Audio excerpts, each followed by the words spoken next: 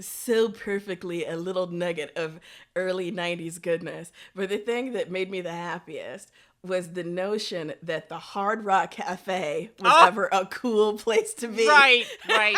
It was so good. So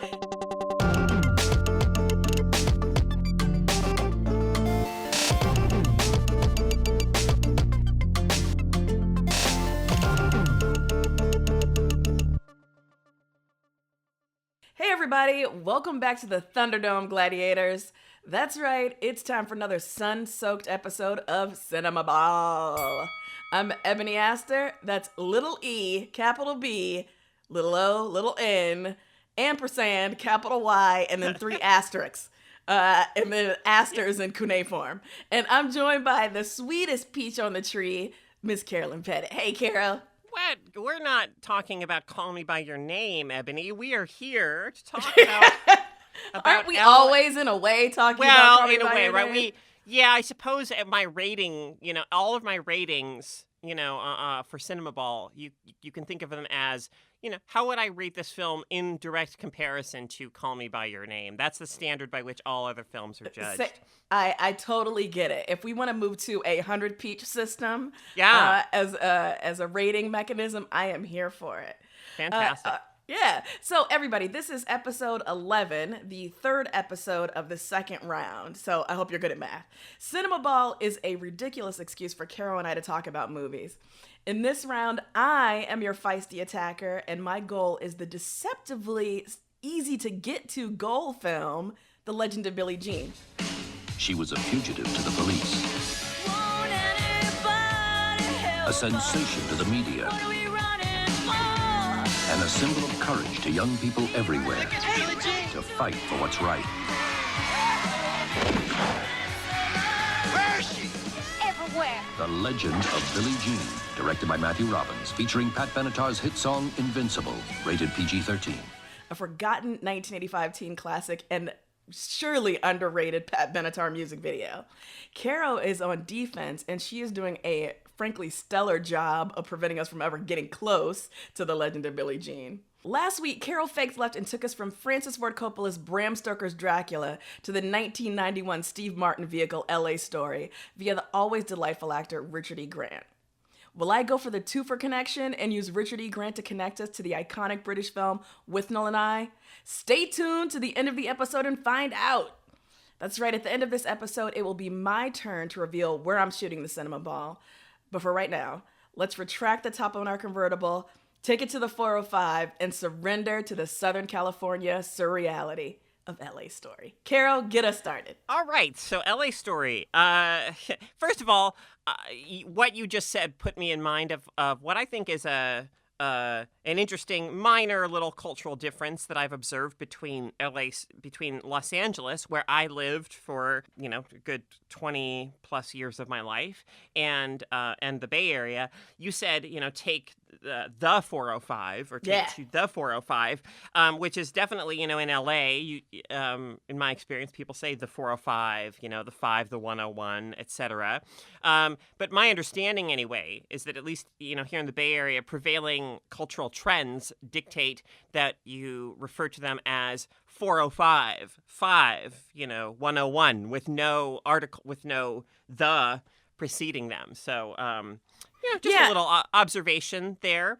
You do the same thing with BART, right? Like it's right. just, take BART to whatever. Right. And I remember saying something like when I was in town one month and was like, oh yeah, blah, blah, I got to take the BART somewhere. And you and Anita clowned me like the gentle older sisters that you are for saying the BART. I'm never going to get over it. Yeah. We really we'll never let you live that down. I know, it's a hard knock life. So LA Story, boy, 1991 film. You called it a Steve Martin vehicle. I and not to take issue with you specifically, but I always find vehicle is a way of a kind of dismissive, way of saying like, oh, this is just a film that this person did, and maybe this is just my sense of how people use that word or the connotations of that word. Like if I call a film as I have previously on this podcast, a Jean-Claude Van Damme vehicle, I think there's a sense in which I'm saying that the film itself is of little interest or importance other than as a way of giving us an hour and a half or 2 hours of Jean-Claude Van Damme, punching and kicking people or something like that. This film is, it is written by Steve Martin. And to me, it has always been kind of the quintessential Steve Martin film in the sense that, of course, he's been an actor in a number of films that have that are beloved by some, at least, for Planes, Trains, and Automobiles and so on. But I really feel like this film is an exhibition of Steve Martin's kind of sensibilities as like a writer and an artist because of the ways in which it sort of blends just zany, absurd comedy and also like a deep sense of or an attempt anyway at a deep sense of beauty, right? And artistic depth. I guess, I don't want to act as if, this is any sort of a defense, but I would like to suggest that sometimes my desire to make a pun gets the better of me. And so part of calling it a Steve Martin vehicle was about something that I hope we get into later, which is when the way in which this film, makes car culture in LA one of the characters in the film, which I love, right? But I also do think that as much as this film, you're absolutely right in that this film is quintessentially Steve Martin, the man, the writer, the artist, the intellectual Steve Martin, in a way. Although one of the things that I noted as I was watching it, it was like, you know what, as entertaining as I find him, my favorite Steve Martin film is Roxanne. And I was thinking, like, this is the exact same character in a lot of ways, And this is a character that he plays so well. This sort of, as you say, zany, kind of wacky, and yet incredibly intelligent man who's always sort of slightly removed from the ridiculousness of the people around him, while, nevertheless engaging in his own sort of, highly personal brand of ludicrousness. And so to me, like, I can't imagine anyone else in this particular role. Like, it's so very much a Steve Martin piece. So that's... Yeah. Oh, absolutely. And so this film is directed by Mick Jackson. And, often on this cast, we talk a lot about directors, and I give a lot of credit to directors. But in this case, I don't mean this as any kind of criticism of Mick Jackson, who, he's directed films like The Bodyguard, starring Kevin Costner and Whitney Houston. He directed the thriller Volcano with Tommy Lee Jones and Anne Heche. And he's been active even in recent years. A few years ago, he directed a film called Denial, an intense drama about, rooted in fact about a Holocaust denier, and that film starred Rachel Weisz, I believe. But I think of Mick Jackson as a director who isn't so much one who brings sort of his own sensibilities or stamp, to a film, as one who kind of just looks at the script that he's given and does what he can to best serve the script as it exists. And so while Mick Jackson is the director of this film and certainly deserves credit for that, my sense is that he channeled his energy as a director to doing whatever he could to bring Steve Martin's vision to life for this film, right? So I tend to think of this more as a Steve Martin film, in a sense, than a Mick Jackson film, despite the fact that he is the director. So let's talk a bit about this film. Yes, it's the plot and stuff. Steve Martin plays a man named Harris K. Telemacher. My name is Harris K. Telemacher. I live in Los Angeles, and I've had 7 heart attacks, all imagined. That is to say, I was deeply unhappy, but I didn't know it because I was so happy all the time.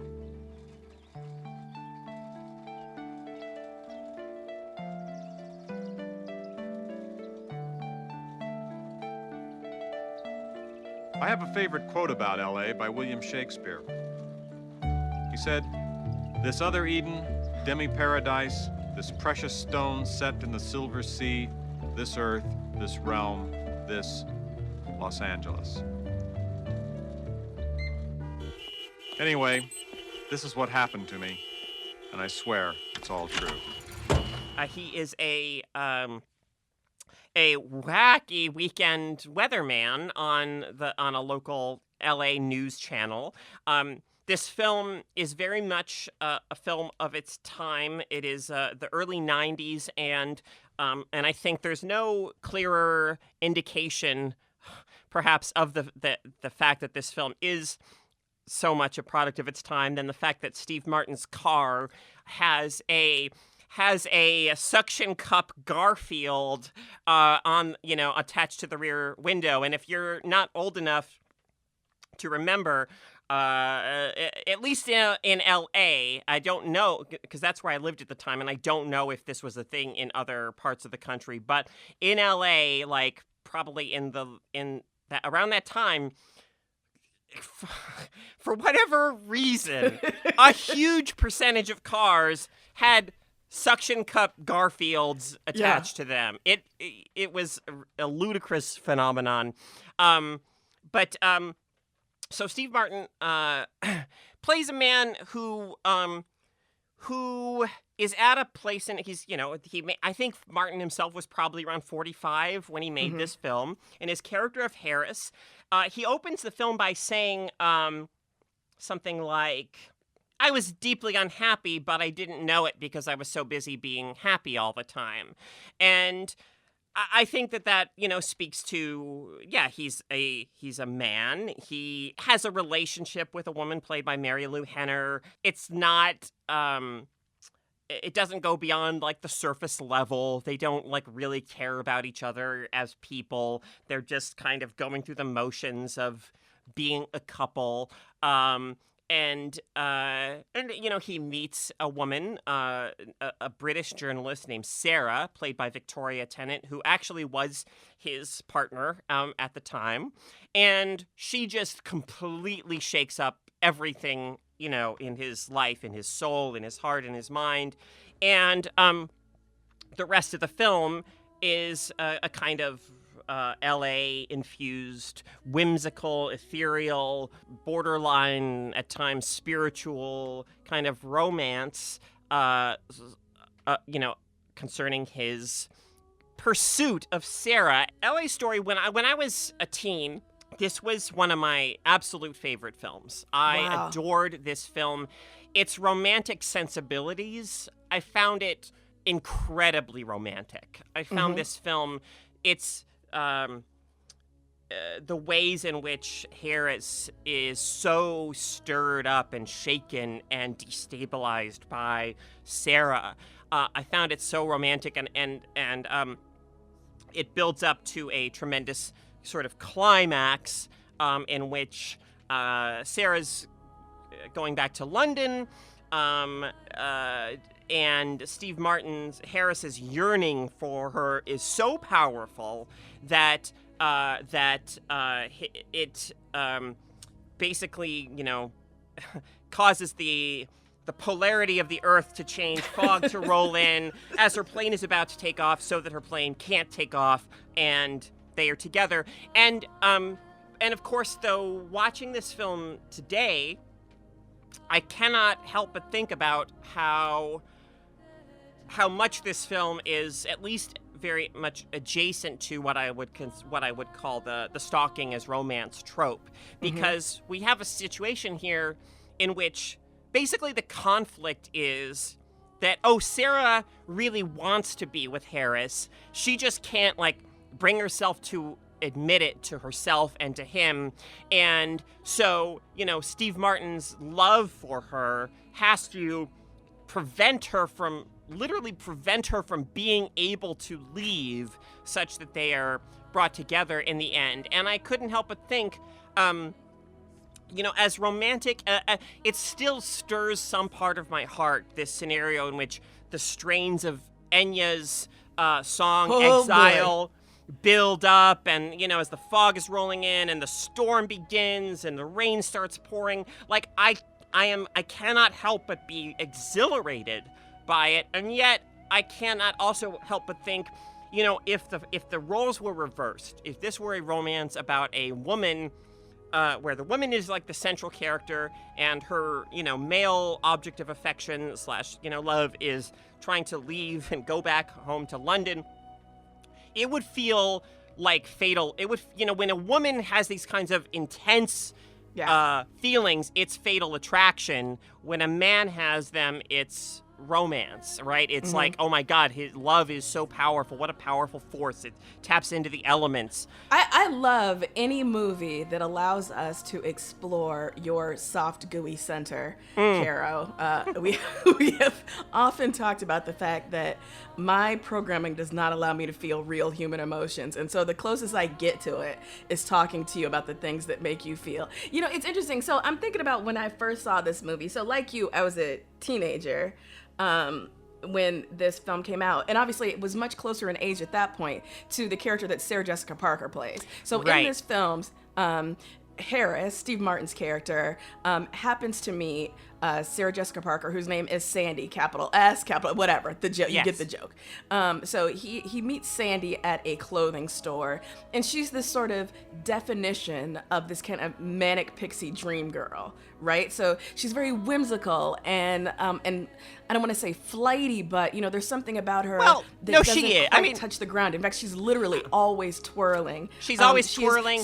Much like she is a quintessential like just positive spirit. And although the film doesn't quite make fun of her, there is a sort of like gentle mockery at her particular brand of like LA positivity with her belief in high colonics and things like that. Right. And I do appreciate that the film is critical of Harris's involvement with her, right? It does, like, at least I found it to be so, like, Sarah, tells him, obviously you just broke up with someone, because when men break up with someone, they always run around with someone who's far too young for them. Yeah, I think the film does do that, but I think, so the film does display those moments of self-awareness, but I think the difference between Sandy's character and Sarah's character is a difference pretty much of degree, not of kind, because Sarah is herself a manic pixie dream woman in a lot of ways. There are moments where I thought, like,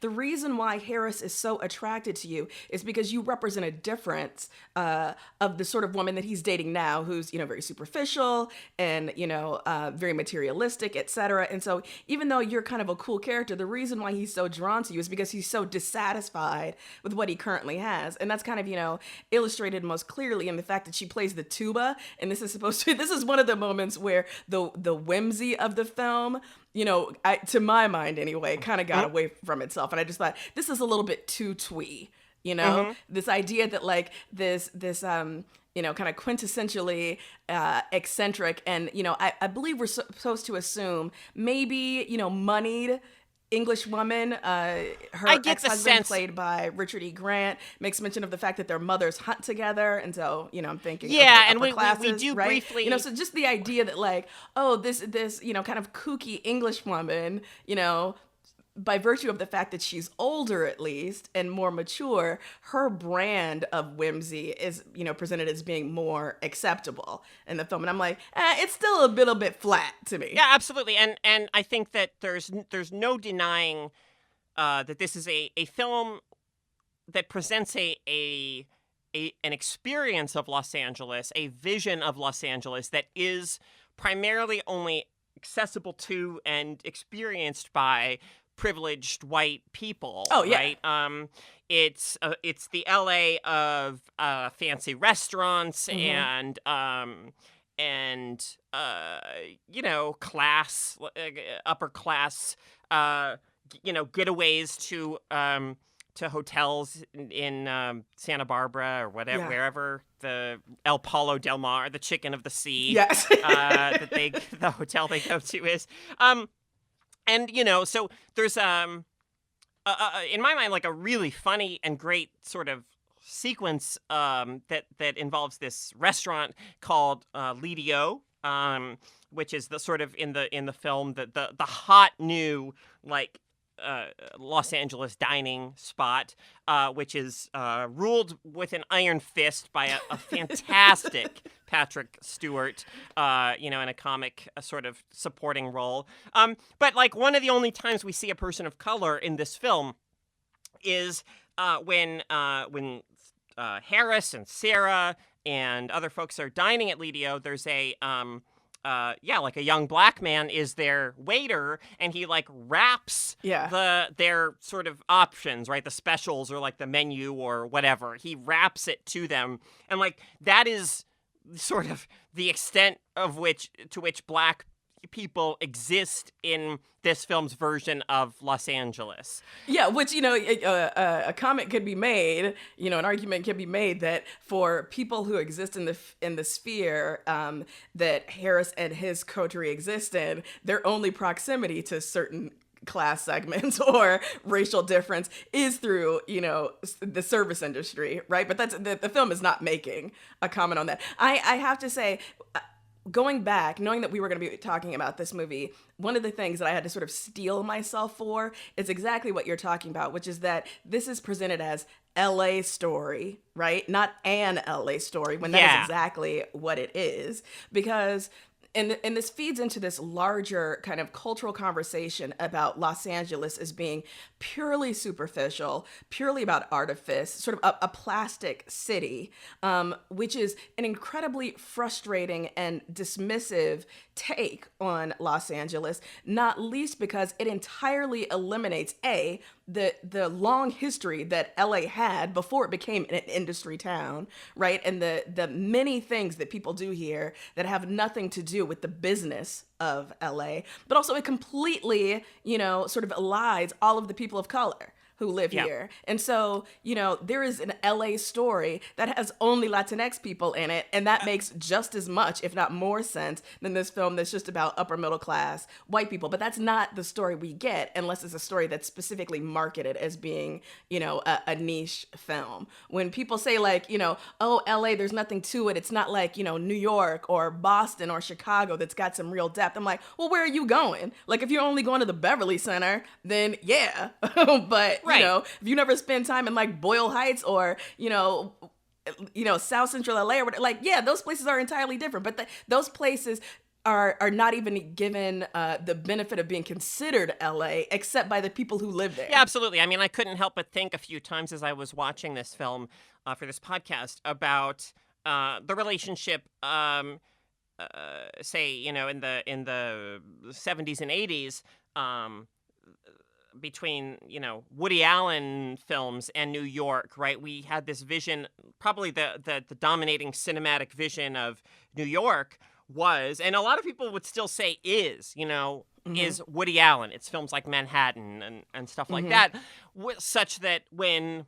Spike Lee's films like Do the Right Thing started coming along, they are, in my mind, a much more honest, realistic depiction of New York City life, because they acknowledge and they center the collision of classes and races and things that exist within New York, and so similarly, I mean, I was thinking about this film and how essential films like I mean, I guess Boys in the Hood was the one film that kept coming to my mind as like an alternative LA story, right? The kind of the LA story that this film is not at all interested in telling. And I mean, of course, cities are multifaceted. Our experiences of them can be multifaceted. I mean, I think that this is a valid and beautiful representation of Los Angeles. But I do think that we need to be cognizant of the extent to which it ignores and erases, like, so much of Los Angeles. Although,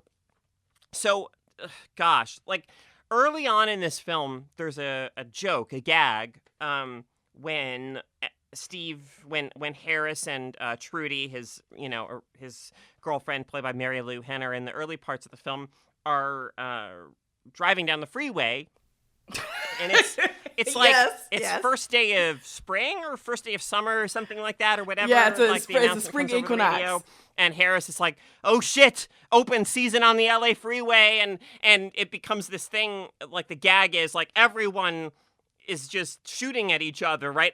There's an old woman behind the wheel of like a big Cadillac or something, and she's like shooting at people, and it's just the whole of Los Angeles is just engaged in this activity. And I remember being, as much as I loved this film when I was younger, like I remember being uncomfortable in some ways with that joke because I felt like it was this weird acknowledgement of like gang violence as like a thing that is associated and certainly was then with Los Angeles, but completely divorcing it from the context and from like the cultural forces that actually kind of give rise to gang violence. And I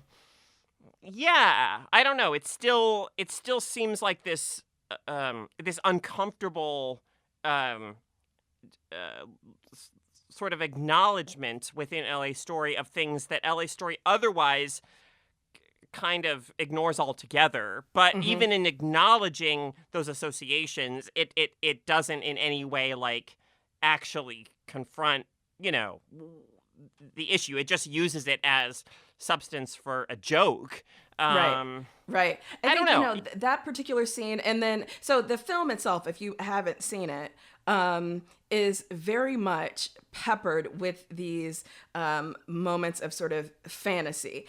One of the things that critics talk about in this film is the way the very deft way that Steve Martin as writer has built this world and seeded it with Shakespearean references. So if you're, English major nerd or whatever, you will catch, a lot of these things, whether it's, Hamlet, which is a pretty obvious one that comes up via this scene with the grave digger when Harris and Sarah, go for a walk through what I assume is supposed to be Hollywood Forever cemetery, and then lines from things like As You Like It.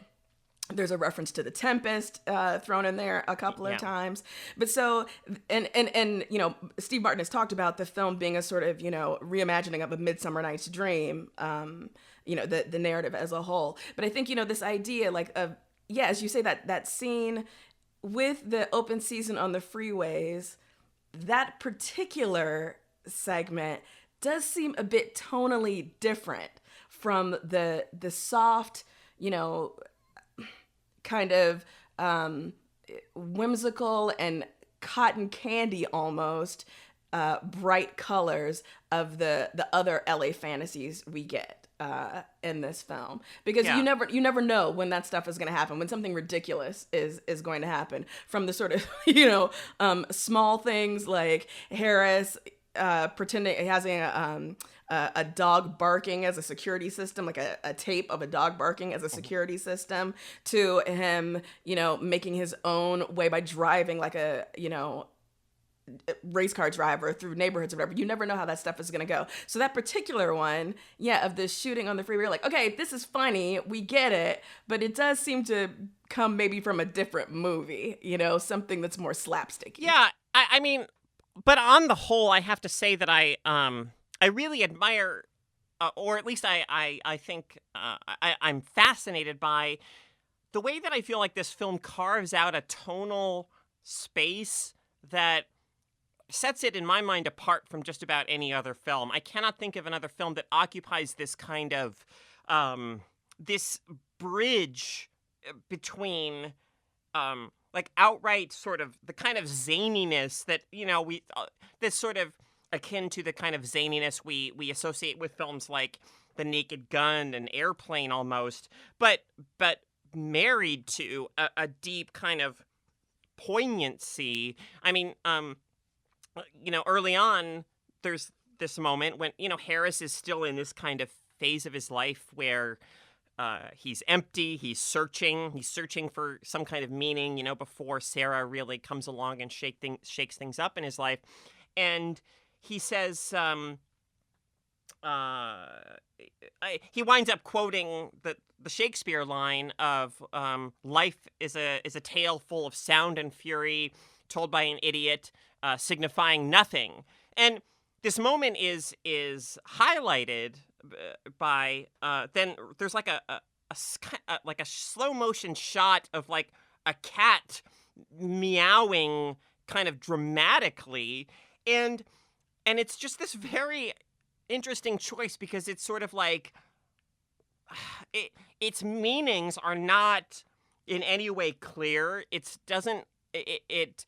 You could sort of talk about like, well, is it trying to be a kind of parody of the sort of thing that that some people would disparagingly call like a pretentious art house film, or is it actually sincere in its efforts to evoke some kind of deeper meaning? And I absolutely believe that it is very much sincere, like in its efforts to evoke some kind of deeper meaning. In fact, I think that for all of its moments of absurdity, I mean, obviously, like, I wouldn't, I don't respond that well to irony. I find this film, for all of its kind of flaws and troubles, I find it very sincere and very open-hearted, and that's part of why I can't help but be so moved by it at times. Yeah, absolutely. I think that, in as much as Harris definitely can feel, sort of, frustrated or taken aback or just, have his mind blown by some of the more absurd people or situations that he finds himself in. Nevertheless, the larger atmosphere of LA is something that he absolutely loves, so there are parts that he would like to dismiss, parts that he maybe would like to make over, but nevertheless the beauty that exists in LA, he is so ready to embrace it, and I think one of the ways that this is shown is the performance art pieces that he does basically just for himself and his best friend, whereby he roller skates through these very elite, elevated spaces, these art museums, right? It's not to suggest that there's anything ludicrous about high art or the people who enjoy art, Yeah. It's just about, kind of loving it and embracing the silly in that space, but with this wholesale, just sort of like passion for human creativity. It's rather than a diminishment of it, it's a way of explaining it and just being like, the way this makes me feel can't simply be expressed by me standing in front of a picture and talking about it. I have to do something that kind of expresses physically what this makes me feel. Yeah, exactly. I mean, boy, though, you mentioned his best friend. I really wanted more of Harris's like lesbian friends. We get so little of them. I was disappointed. I'm always disappointed that we don't spend more time with them and learn more about them. Yeah. But yeah, I mean, Steve Martin himself is famously a lover of the arts. I mean, he has quite a collection of paintings himself. I don't think that LACMA would let just anyone go roller skating around there, but at least at the time, around the time this film was made, I think there was like Steve Martin had given so much money to LACMA that there was like a room named after him in the museum. So, he had and probably still has a special relationship with that museum and with the art world more broadly. Although I'm not going to make this an official Cinemaball recommendation, I do want to encourage people, since we're talking about the art, I do want to encourage people to maybe take a moment to check out some David Hockney. because and you will know why when I say that, why I think you should check something out. And the way that David Hockney as an expatriate, captured a particular kind of LA light, and personality and soul has been, kind of unrivaled. And I think, there's certainly scenes in this film that I think are direct kind of homages to Hockney. Of course, I would also follow it up by going back to something we were talking about earlier, which is that you're going to talk about David Hockney, maybe also look at some Judith Baca, like LA is not just all white people who come here from abroad. Although, much is made of the fact that, everyone from LA is apparently a transplant. No, they aren't. There are so many people, just a certain kind of person is a transplant here. I want to talk a little bit about LA more. I don't know, maybe it's not so much about Los Angeles, but the kind of masculinity or the different versions of it that we get here, and the way in which they're portrayed as being particularly kind of LA men. And how you read them. So, you have characters like the one played by Kevin Pollak, who is Harris's agent, who we find out is has been having an affair with Harris's girlfriend, and to my mind, one of the funniest lines of the film. Since the 80s, it's been going on for 3 years, and he says this has been going on since the 80s. I don't know, that cracks me up so much, but it totally did. But you've got Kevin Pollak, you've got Larry Miller.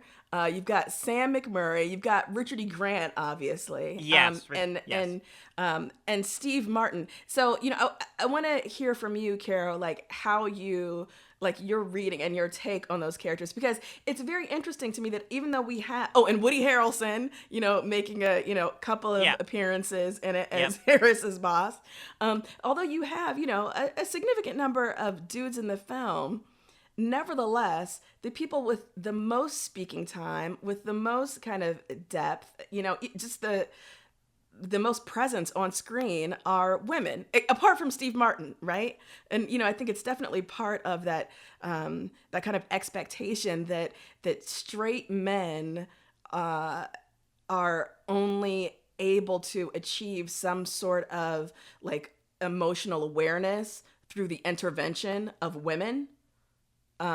And so, that kind of feminine energy is assumed to be, kind of a natural, impetus for them, making these realizations. So whether that's his best friend, his ex-girlfriend, this new exciting sexual partner he meets in Sarah Jessica Parker, Sarah, the new love interest, whatever. But I found the men very interesting, although we don't see very much of them. So I wanted to hear your take on them. Yeah, I mean, there's, a line in this film that I think is quite funny, where so Harris and Sarah are having an argument on the beach. Sarah's ex-husband is Roland, played by Richard E. Grant. Harris did not know that Roland was Sarah's ex-husband, and he says something like, you're running around, I find out that you're running around with my best friend, and Sarah says, your best friend, you've never even seen him without me. Like, the only times that Harris and Roland have even spent together are when Sarah's around, and Harris replies, it doesn't matter, there's a bond among men. Yes.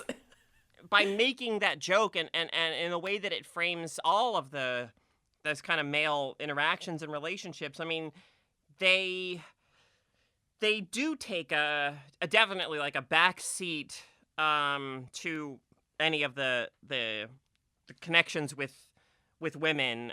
There's famously a deleted scene from this film in which John Lithgow plays this legendary Hollywood agent named Harry Zell, whose name we still hear in the film a few times, but the scene has been completely removed. So with that, I mean, yes, there isn't much development of kind of male relationships, and I think that Steve Martin's masculinity, Harris's masculinity, then, takes center stage. And it is this kind of masculinity that we can, on one hand, we can look at and say, oh, he's so sensitive, he's so romantic, he's so, intelligent, etc.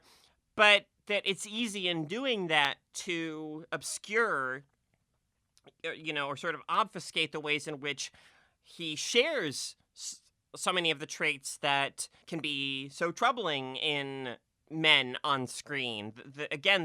That kind of dominance, the ways in which, as I said before, this is a film in which the dramatic conflict entirely arises out of Harris kind of pushing through Sarah's defenses and not listening to what she says, right? But kind of, it's one of those films where we in the audience can say, well, okay, but really deep in her heart, she wants to be with him. She just doesn't know how to give herself over to that. Right? There's a line that is repeated in the film a few times: let your mind go and your body will follow. And the central conflict in the film almost seems to be that Sarah cannot, quote unquote, let her mind go. And so therefore, she keeps putting up these defenses, but of course she really wants to be with Harris. And so it falls upon him through his masculinity and, to persevere, to break down her defenses and to in the end, ultimately truly wield the elements, the forces of weather, to prevent her from being able to leave. It's that kind of sensitive, smart, but still troubling model of masculinity. I think that this film ultimately kind of centers and celebrates. Yeah, so, I don't want us to forget, that, as sensitive, as thoughtful, as funny, as witty, as Harris is, he is nevertheless the dude who, eyeballs up a topless woman in the dressing room of the store that Sandy works in. He is also the woman who goes out on a date with Sandy and then, has the nerve to be upset with his girlfriend for revealing that she's been cheating on him. So yeah, there are ways in which, his demands are, his motivations are rationalized because, it's Harris, he's a good guy. It's okay that he does these things. It's no, these specific actions are kind of shitty. Right. The film, with regard to that, it has its cake and eats it too, in the sense that when Harris first starts pursuing Sandy, there's a voiceover, where he says, there were two reasons for what was about to happen. One of them is that, I was a big, dumb male. And so he's criticizing Harris for getting involved with Sandy. And yet at the same time, there's the kind of throwing up your arms and being but this is just the way men are. This is just the way it is kind of thing, as opposed to like an actual kind of criticism or of that kind of behavior, right? Yeah, absolutely. All right, Kara, do you have any final thoughts before we wrap up our discussion of LA Story with a round of Fab Five? No, I think I will get my final thoughts squeezed in via the Fab Five. So yeah, I'm ready to squeeze them in. On. Squeeze them in. All right. So yeah, now comes the point of each show where we round things out with a super delicious, tasty morsel of a segment. This week we are once again doing the Fab Five Furious Five, in which we run down 5 moments or details about the film that we loved or hated. So, Karas, you take it away. Number 1, Patrick Stewart as the sort of dictator of Lidio. There's a great scene or a little exchange at Lidio where Chevy Chase in a cameo arrives at the restaurant, and he says to Patrick Stewart, the maitre d', the maitre d' says, the same table as last time, and Chevy Chase says, no, I want a good one this time. Maitre d' says, I'm sorry, that is not possible. And Chevy Chase says, part of the new cruelty. Yeah. Patrick Stewart's like, I'm afraid so.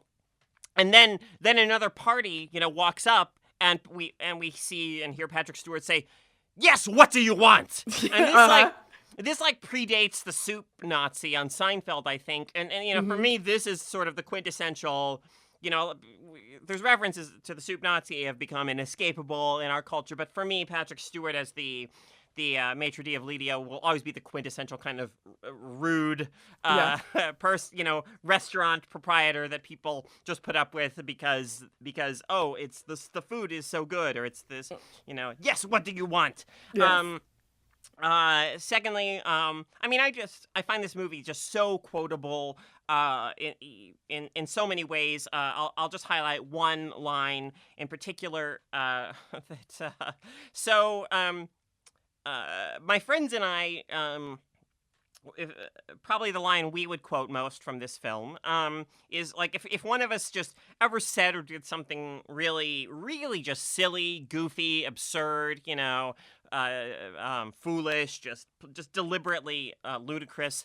Another one of us might respond with like, "Hey, John, more wacky, less egghead. More wacky, less egghead." Because they're early in this film, after Steve Martin does one of his incredibly ridiculous weather routines, Woody Harrelson as his boss comes along and is like giving him notes like, that was some intellectual shit you were doing out there. Hey, Harris, more wacky, less egghead. And Harris like, oh, let me write that down. Okay, yeah, more wacky, less egghead. Like, you cannot get any more wacky than what he was already doing. Yeah. So that's 2. 3, probably just like the way that this film creates a sense of like a placid surface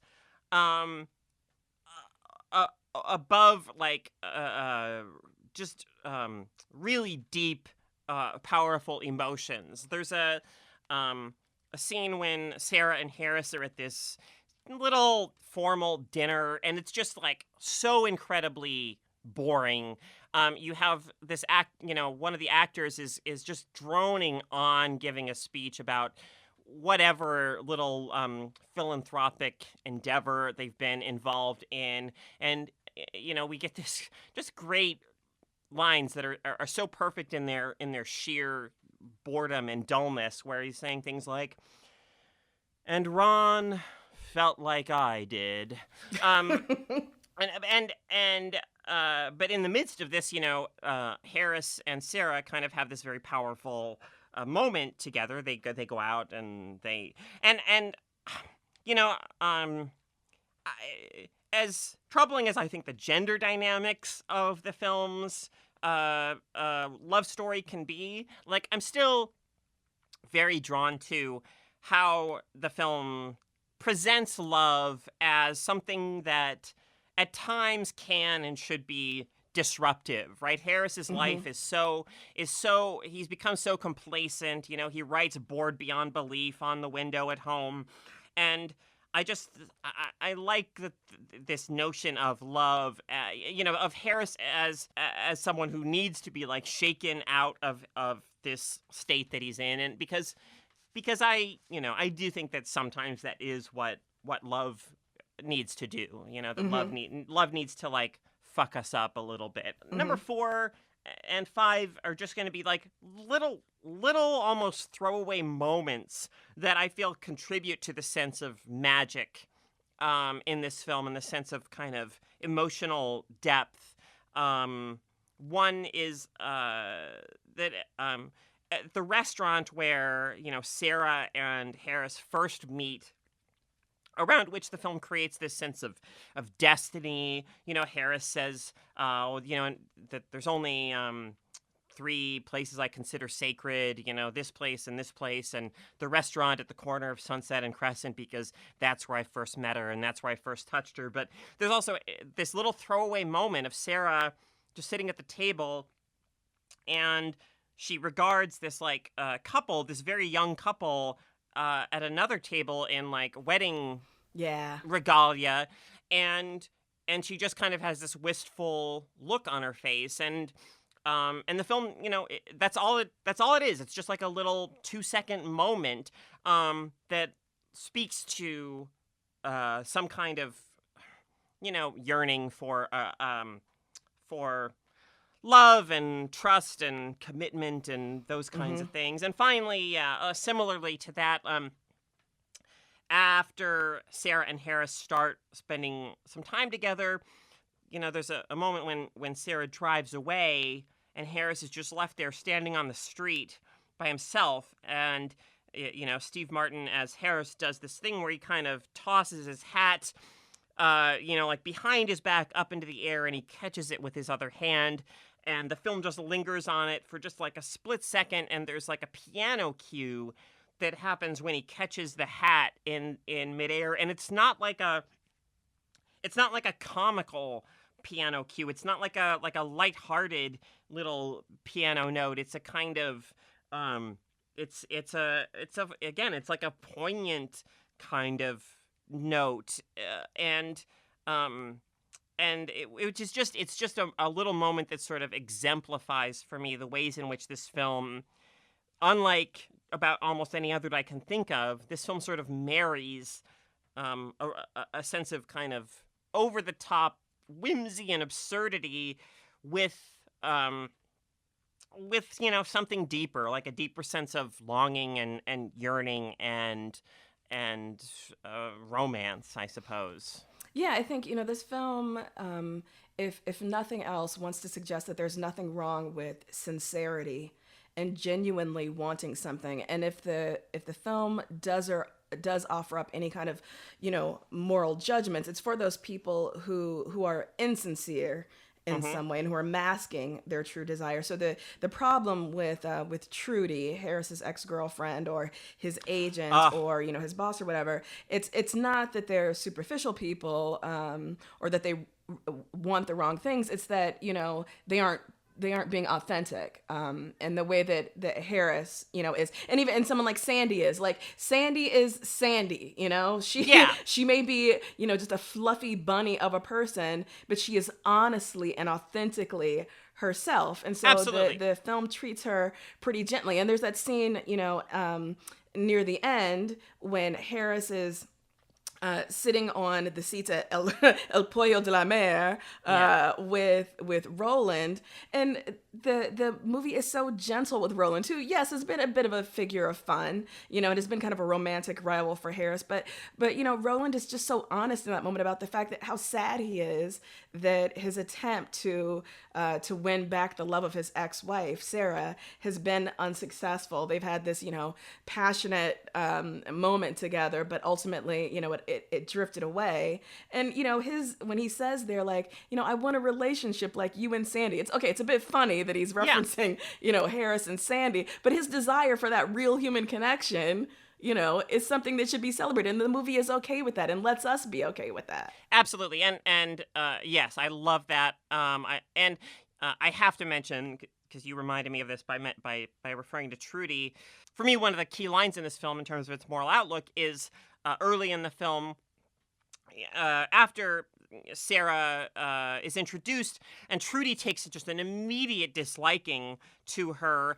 Harris says to her, "I don't think you understand how ugly hate is." Yeah, it's just such a great line that I think it's one of those evergreen, like, multi-purpose lines that's applicable to so much of human life and human existence. Yeah. Okay, so my Fab Five. Number one, very beginning of the film, during the the sort of setting of the stage of this fantasy version of LA. There's a short section where a guy in shorts and t-shirt walks by with a Christmas tree that he's obviously getting rid of, and we know it's the spring equinox, right? So he's probably had that thing in his house a couple of months past the expiration date, and it was I just loved that. I have lived in LA for several years.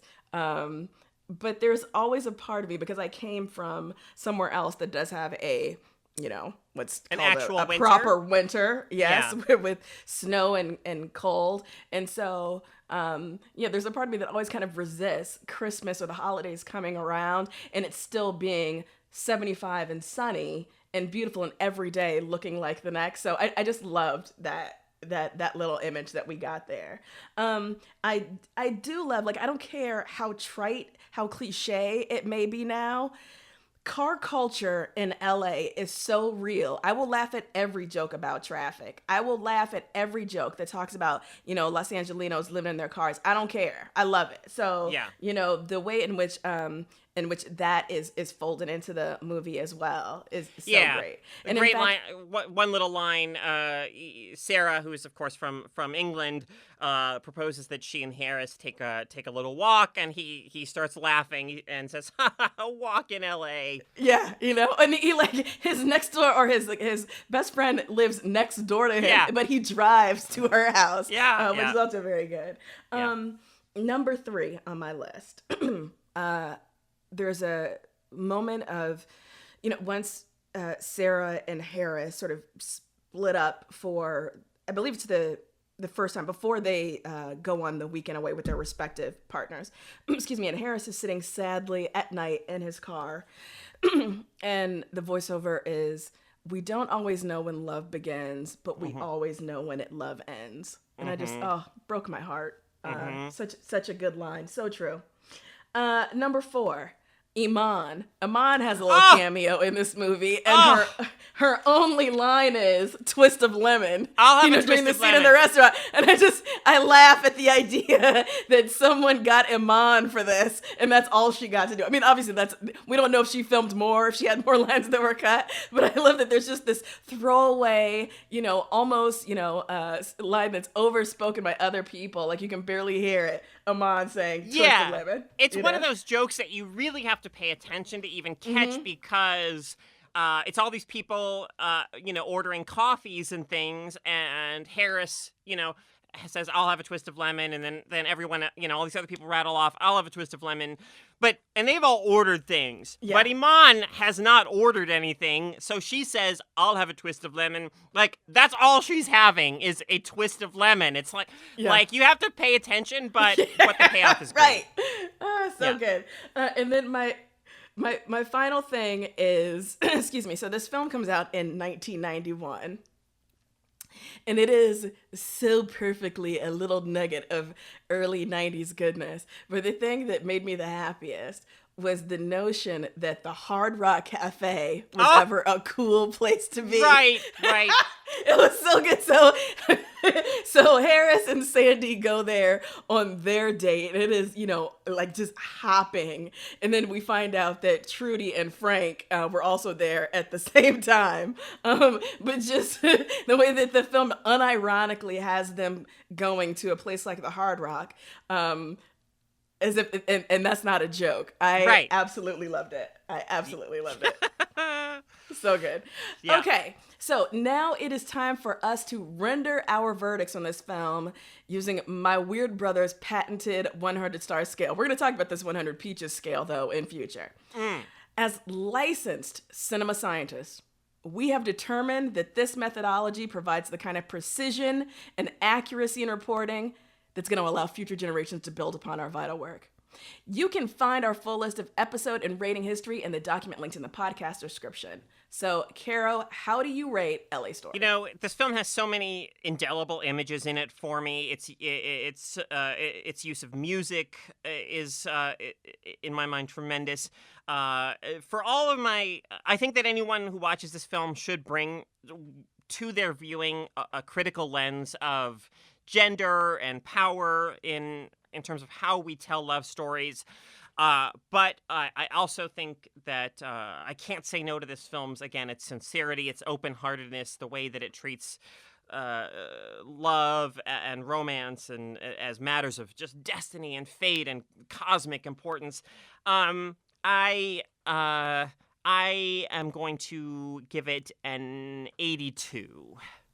Wow, I think for the very first time on Cinemaball, I am giving a film a lower rating than you. And it's not that I didn't enjoy LA Story. I do. Although, I do have to say that, as I mentioned at the top of the show, there are times when I do find its whimsy a little bit much in a way that I didn't when I was younger. So, yeah, absolutely. And for me, like, I can't help but compare this to Roxanne, which, as I said, is, my favorite Steve Martin vehicle. So it's anything that's not Roxanne, the stars Steve Martin, just not going to be as satisfying. So I'm giving this film a very strong 77. All right. I'm still waiting for the episode on which you and I genuinely disagree on a film. I really want the one where, where we're just because we're always at least in sort of the same ballpark. Yeah. And I want us to disagree at some point. And me too. And I want it to be pretty passionate. Yeah, absolutely. For us to be really, really adamant about our ratings. Exactly. All right. Hey, Ebony. Now. Oh, I'm so excited. It's time for you to pull a rabbit out of your hat and tell us what we're watching next. What's it going to be? All right. Okay, so just a little peek behind the curtain here. I really thought that I was going to be able to pull off Batman Gambit with this one. And I thought there are so many people in LA Story and so many people have worked on it. I couldn't imagine that one of those people had not also worked on Legend of Billie Jean. I was very worried about that. I did not. And I'm sure that someone is going, after I reveal the movie that we're going to next, I'm sure that someone's going to be like, well, why didn't you do this? And it will just turn out that I didn't do my research for long enough or rigorously enough. But I didn't find a direct connection straight to Legend of Billie Jean, which is absolutely fine with me because I love recording Cinemaball and I don't want this round to end just yet. So whatever. What I will do is keep us in roughly the same time frame. So I don't know if people have been paying attention, but we've been sticking right around there, early 90s. In fact, pretty much almost everything's been 1991 or 92. And in I fact, think, this round. The connections between these films are interesting. In Night on Earth, at one point, there is a poster in Times Square or somewhere in the New York scene, an ad for Lionheart, which is a film starring Jean-Claude Van Damme. So you see Jean-Claude Van Damme, and also I recall seeing a cinema marquee or a poster somewhere in Night on Earth, in fact, for LA Story. So these films are definitely, very much of a particular shared time. Yeah, so I'm not going to take us too far away from that because I'm just having so much fun with this current era, and I really think we're gonna have a lot to say about this particular era of filmmaking once I finally reveal, when I finally get to it and tell you what we're watching. So I am going to take us via Sam McMurray to the 1987 Joel and Ethan Coen classic, Raising Arizona. Oh my God! Which I am so excited to watch. Yes. And also, just as a little hat tip to those of our fans who wrote in to say, okay, hey, you connected Night on Earth to Bram Stoker's Dracula via Tom Waits, but you didn't mention Winona. You're absolutely correct. We should have mentioned that. So before anyone writes us about Raising Arizona and me connecting it via Sam McMurray, you will also note that there was a stunt man named Gene Hurtline who apparently did stunts on both LA Story and Raising Arizona. But I am not doing that connection. I'm doing the connection through Sam McMurray. Forgive me my ignorance, but who is Sam McMurray? So he is the actor who, the scene in LA Story where Harris is walking down, he's the movie reviewer. He's the movie who's like, would you give it an 8 out of 10? Of course. Yes. The so film. It's that guy. Just a great character actor. Slice of mommy. He's so good as my favorite little newsroom cameo in this. I just have to mention though is yes, I know what you're gonna say. Is George Plimpton, who takes over the weather after Harris is moved into the anchor position, and his only line in the film is, he's standing in front of the weather map. He says, "Sonny, 72. That's it. That's George Plimpton doing the weather. That's right. And that's, and that's I believe all you need. His credit on IMDb for that is straight weatherman. Yeah. As opposed, of course, to Harris's wacky weatherman. So, all right, that is going to do it for us this week, folks. Thanks so much to Simplecast, which hosts both this podcast and our flagship show, Feminist Frequency Radio.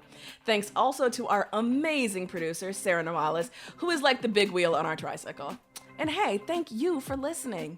If you like the show, why don't you take a second and leave a review on iTunes or wherever you subscribe to your podcast? It is super incredibly helpful in boosting our ratings and helping other folks find our show. All right, we will see you back here next week for another episode of Cinemaball. Later. Hey, Cinemaballers! If you've been enjoying this weekly dose of movie mania with me and Ebony, you should check out our big sister podcast, Feminist Frequency Radio. Every Wednesday, join Anita, Ebony, and me as we unleash our irreverent and only occasionally educational feminist opinions on the hot pop culture news of the day and the media we think you should be paying attention to. You can find Feminist Frequency Radio wherever you listen to your favorite podcasts. And hey, if you like what you hear, sign up at d.rip/femfreak to get early access to each episode, hilarious bonus content, and exclusive backer rewards. Tune in and find out what everyone is freaking out about.